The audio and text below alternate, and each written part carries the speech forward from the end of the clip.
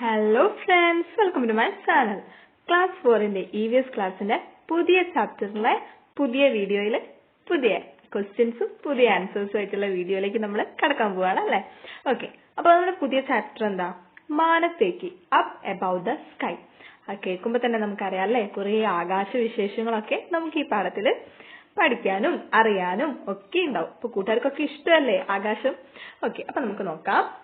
നല്ല സൂര്യൻ ഉദിച്ചു നിൽക്കുന്ന പകൽ സമയത്തെ ആകാശം അല്ലെ, എന്തൊരു മനോഹരമാണ്. അതിനേക്കാൾ മനോഹരമാണ് അല്ലെ നല്ല നിലാവൊക്കെയുള്ള, നല്ല ചന്ദ്രനെയൊക്കെ കാണുന്ന, രാത്രിയിലെ നക്ഷത്രങ്ങളൊക്കെ മിന്നിത്തിളങ്ങി നിൽക്കുന്ന ആകാശം. അതും കൂട്ടുകാർക്ക് ഇഷ്ടമല്ലേ? ഓക്കെ, അപ്പൊ നമ്മുടെ ടെക്സ്റ്റ് ബുക്കില് നമ്മുടെ കൂട്ടുകാരി ഒരു കാര്യം ചോദിക്കുന്നുണ്ടല്ലേ. എന്താ ചോദിച്ചേ? എന്നും ഞങ്ങളുടെ മാനത്തൂടെ മിന്നും താരകമോടത്തങ്ങനെ സന്ധ്യമയങ്ങും നേരത്തിങ്ങനെ ചന്ദ്രിക തൂകാൻ വന്നൂടേ. ഒരു കവിത രൂപത്തിലാണല്ലേ ചോദിച്ചത്. അപ്പൊ എന്താ ചോദിച്ചത്? നമ്മളോട് ടീച്ചറും ചോദിച്ചിട്ടുണ്ടല്ലേ. What does Malu tell to the moon? അമ്പിളിമാമനോട് മാളു എന്താണ് പറയുന്നത്?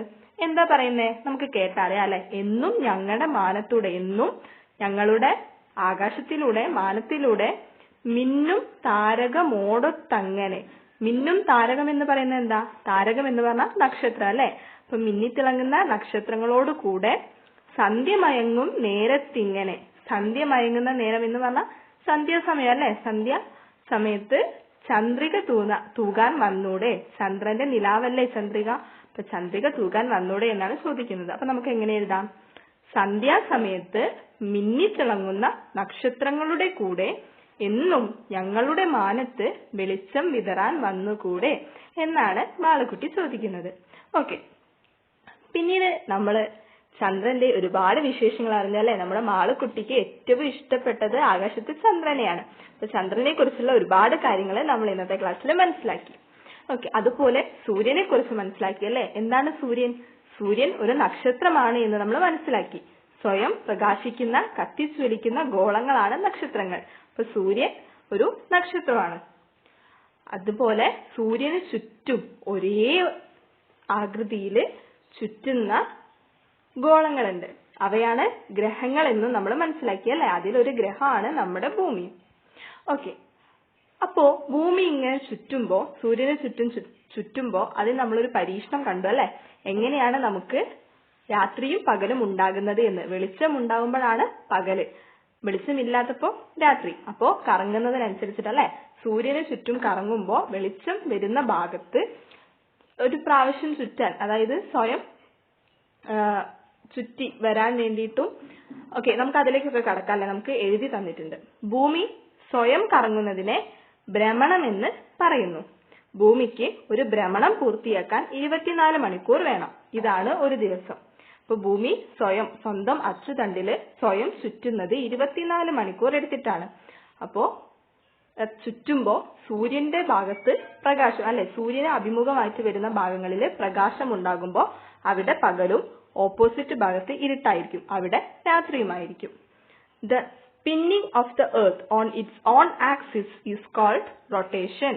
It takes 24 hours for the earth to complete one rotation. This is one day. Okay, പിന്നെ നമ്മൾ എന്താ പറഞ്ഞത്? ഭൂമി സ്വയം കറങ്ങുന്നതോടൊപ്പം സൂര്യനെയും ചുറ്റി സഞ്ചരിക്കുന്നുണ്ട്. നമ്മൾ നേരത്തെ പറഞ്ഞു അല്ലെ, ഒരേ ദിശയിൽ ചുറ്റി സഞ്ചരിക്കുന്നവയാണ് ഗ്രഹങ്ങൾ. അപ്പോ അങ്ങനെ സഞ്ചരിക്കുന്നതിനെ പരിക്രമണം എന്ന് പറയുന്നു. The movement of the earth around the sun is called revolution. Okay, പിന്നീട് നമ്മൾ എന്താ മനസ്സിലാക്കിയേ? ഭൂമി ഒരു ഗ്രഹമാണ് എന്ന് മനസ്സിലാക്കി. ഗ്രഹങ്ങളെ വലം വെക്കുന്ന ആകാശഗോളങ്ങളെ ഉപഗ്രഹങ്ങൾ എന്ന് പറയുന്നു. ഭൂമിയുടെ ഉപഗ്രഹമാണ് ചന്ദ്രൻ. Satellites are heavenly bodies that revolve around planets. The moon is the satellite of the earth.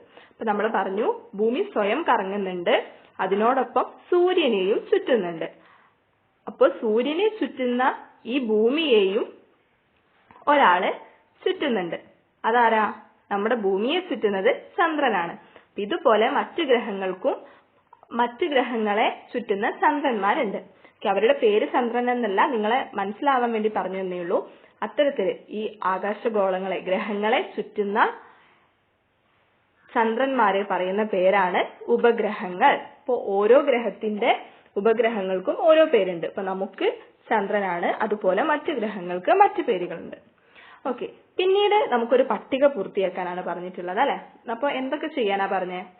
തീയതി, ഡേറ്റ്, അതായത് ദിവസവും നമ്മൾ ആകാശത്ത് കാണുന്ന ചന്ദ്രനെ പട്ടികപ്പെടുത്തണം, എന്നിട്ട് നമ്മുടെ നിരീക്ഷണം രേഖപ്പെടുത്തണം. അപ്പൊ ആദ്യം പറഞ്ഞിട്ടുള്ളത് ഡേറ്റ് എഴുതാനാണ്. അപ്പൊ നമുക്ക് ആദ്യം ഡേറ്റ് എഴുതാം. 4/2/2021. ഞാൻ ഇന്നത്തെ ഡേറ്റ് തന്നെ ഇട്ടേ ഉള്ളൂ. അപ്പൊ നിങ്ങൾ നോക്കുന്ന ദിവസത്തെ ഡേറ്റ് ആദ്യത്തെ കോളത്തിൽ കൊടുക്കാം. ഓക്കെ, പിന്നെ രണ്ടാമത് ചന്ദ്രന്റെ ആകൃതിയാണ് എഴുതേണ്ടത്. Shape of the moon. Okay, അപ്പൊ ചന്ദ്രന്റെ ആകൃതി 8 തരത്തിലാണുള്ളത്. 8 ഫേസ്, 8 മുഖങ്ങളാണ് ചന്ദ്രനുള്ളത്. അപ്പൊ നിങ്ങൾക്ക് ഇവിടെ കാണാം. ഫസ്റ്റത്തത് ഒന്നുമില്ലാത്തതാണ് അല്ലെ. അതായത് നമ്മൾ ചന്ദ്രനെ കാണാത്തൊരു ദിവസം ഉണ്ടെന്ന് നമ്മൾ പഠിച്ചു, അമാവാസി. അപ്പോൾ ഫസ്റ്റത്തത് അതാണ് ന്യൂ മൂൺ എന്ന് പറഞ്ഞാൽ അമാവാസിയാണ്. അടുത്തത് കുറച്ച് ഭാഗം മാത്രം കാണും, ഒരു വളഞ്ഞ രീതിയിൽ കുറച്ച് ഭാഗം വൈറ്റ് കളറിൽ കാണുന്നതാണ് ചന്ദ്രൻ. ഈ രീതിയിൽ കാണുന്നതാണ് വാക്സിംഗ് ക്രസന്റ് എന്നറിയപ്പെടുന്നത്. അത് വളരുന്ന അർദ്ധേന്ദു. മലയാളത്തിൽ അങ്ങനെ പറയാം, വേണമെങ്കിൽ നിങ്ങൾക്ക് ഇംഗ്ലീഷിലുള്ള പേര് തന്നെ എഴുതാട്ടോ, അതുകൊണ്ട് കുഴപ്പമൊന്നുമില്ല. ഈ ഒരു രൂപത്തിൽ കാണുന്നതാണ് വാക്സിംഗ് ക്രസന്റ്. ഓക്കെ, അടുത്തത് പകുതിയായിട്ട് കാണുന്നത് ഫസ്റ്റ് ക്വാർട്ടർ എന്നറിയപ്പെടുന്നു. ഫസ്റ്റ് ക്വാർട്ടർ മൂൺ എന്നറിയപ്പെടും, അതായത് ആദ്യ പാദ ചന്ദ്രൻ. ഓക്കെ, പിന്നീട് നമ്മൾ കാണുന്നത് വാക്സിംഗ് ഗിബസ് ആണ്. അതായത് ഒരു വളഞ്ഞ രീതിയിൽ പകുതിയേക്കാൾ കൂടുതലായിട്ട് കാണാം. ഇതാണ് വാക്സിംഗ് ഗിബസ്. അത് വളഞ്ഞ അർദ്ധേന്ദു. അതായത് വളരുന്ന എന്ന് പറഞ്ഞാൽ വളർന്നുകൊണ്ടിരിക്കുക. നമ്മളിപ്പോ ഒന്നുമില്ലാത്തിടത്തുനിന്ന് അമാവാസിയിൽ നിന്ന് വലുതായി വരല്ലേ. അപ്പൊ വളഞ്ഞ അർദ്ധേന്ദു ആണത്. ഓക്കെ, പിന്നീട് എന്താവും? ഫുള്ളാവും അല്ലെ. നല്ല വട്ടത്തില് നമ്മുടെ പപ്പടം പോലെ നമുക്ക് കാണാൻ പറ്റും. അപ്പൊ അതാണ് ഫുൾ മൂൺ എന്ന് പറഞ്ഞാല് പൂർണ്ണചന്ദ്രൻ, അല്ലെങ്കിൽ നിങ്ങൾക്ക് പൗർണമി എന്നും എഴുതാം. ഓക്കെ, അടുത്തത് വാനിങ് ഗിബസ്. ഇപ്പൊ എന്താ സംഭവിക്കുന്നത്? ഫുൾ മൂണിന്ന് വീണ്ടും കുറഞ്ഞു വരികയാണ് അല്ലെ. ഫുൾ മൂൺ ചെറുതായി വരികയാണ്. അപ്പോ ക്ഷയിച്ചുകൊണ്ടിരിക്കുന്ന വളഞ്ഞ ചന്ദ്രനാണത്. വളഞ്ഞ ചന്ദ്രൻ.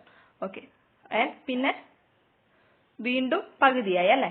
ഇപ്പോ ചെറുതായി പോവുകയാണ്. അപ്പോ ലാസ്റ്റ് ക്വാർട്ടർ ആയത്, അതായത് അവസാന പാദ ചന്ദ്രൻ. ഓക്കെ, പിന്നെ വരാൻ സാധ്യതയുള്ളത് വാനിങ് ക്രസന്റ് ആണ്. അതായത് ഈ ഒരു കുറച്ചു ഭാഗം മാത്രം നമുക്ക് കാണാൻ പറ്റുള്ളൂ. വാനിങ് ക്രസന്റ്, അത് ക്ഷയിച്ചുകൊണ്ടിരിക്കുന്ന ചന്ദ്രനാണ്. അപ്പൊ ഇത്രയും ഭാഗമാണ് നിങ്ങൾക്ക് ഈ ഒരു ചന്ദ്രന്റെ ആകൃതി എന്നുള്ള കോളത്തിൽ എഴുതാനുണ്ടാവുക. ഇനി ചന്ദ്രന്റെ ചിത്രം വരയ്ക്കണം. അപ്പൊ നമ്മളിപ്പോ ഓൾറെഡി കണ്ടല്ലോ അല്ലെ, ഇങ്ങനെയാണ് ചിത്രങ്ങൾ ഉണ്ടാവുക. നിങ്ങൾ ആദ്യം ഒരു റൗണ്ട് വരച്ചിട്ട് അമാവാസി ഇന്ന് എന്താണോ കാണുന്നത് അത് ഇന്ന് നിങ്ങൾ ആകാശം നോക്കുക. അപ്പൊ ഇന്ന് ഇതിൽ ഏതാണോ കാണുന്നത് ആ ചിത്രം വരയ്ക്കുക. സോ രണ്ടാമത്തെ കോളത്തിൽ അതിന്റെ പേര് കൊടുക്കുക. ഓക്കെ, പിന്നെ പറഞ്ഞിട്ട് ചന്ദ്രന്റെ ചിത്രം കഴിഞ്ഞിട്ട് പിന്നെ നിരീക്ഷണമാണ് എഴുതേണ്ടത്. അപ്പൊ നമുക്ക് നിരീക്ഷണം സിമ്പിൾ ആയിട്ട് എഴുതിക്കൂടെ? ഇപ്പൊ അമാവാസി ആണെങ്കിൽ നമ്മൾ ടെക്സ്റ്റ് ബുക്കിൽ പറഞ്ഞു, നേരത്തെ ടെക്സ്റ്റ് ബുക്കിൽ ഉണ്ട് അമാവാസി എന്താണെന്നുള്ളത്. അതായത് സൂര്യന്റെ വെളിച്ചം വരാത്ത ഭാഗം ഭൂമിയിൽ നിന്നും കാണുമ്പോൾ നമുക്ക് ചന്ദ്രനെ ഇരുണ്ടതായിട്ടാണ് കാണുന്നത്. അതായത് ചന്ദ്രനെ കാണാൻ സാധിക്കുന്നില്ല. അപ്പൊ അത് അമാവാസി. അപ്പൊ അതേപോലെ ഓരോന്നും സൂര്യപ്രകാശത്തിനനുസരിച്ചിട്ടാണ് നമുക്ക് ചന്ദ്രനെ കാണുന്നതും കാണാതിരിക്കുന്നതും. അപ്പോൾ ആ നിരീക്ഷണം നിങ്ങൾ അതിൽ എഴുതി കഴിഞ്ഞിട്ടുണ്ടെങ്കിൽ ഇന്നത്തെ തന്നിരിക്കുന്ന പ്രവർത്തനം തീരും. അപ്പൊ അടുത്ത ക്ലാസ് ആകുമ്പോഴത്തേക്കും നിങ്ങൾ ദിവസവും ഇതേപോലെ തന്നിരിക്കുന്ന ഇപ്പൊ ഈ പട്ടികയിൽ ചെയ്യാൻ പറഞ്ഞിരിക്കുന്ന കാര്യങ്ങളൊക്കെ വെച്ചിട്ട് ചെയ്യാം. ഓക്കെ, അപ്പൊ വീഡിയോ ഇഷ്ടപ്പെട്ട ലൈക്ക് ചെയ്യുക, ഷെയർ ചെയ്യുക, സബ്സ്ക്രൈബ് ചെയ്യുക. ഉപകാരപ്പെട്ടു എന്ന് വിചാരിക്കുന്നു. അഭിപ്രായങ്ങൾ കമന്റ് ചെയ്യാം. Thank you for watching.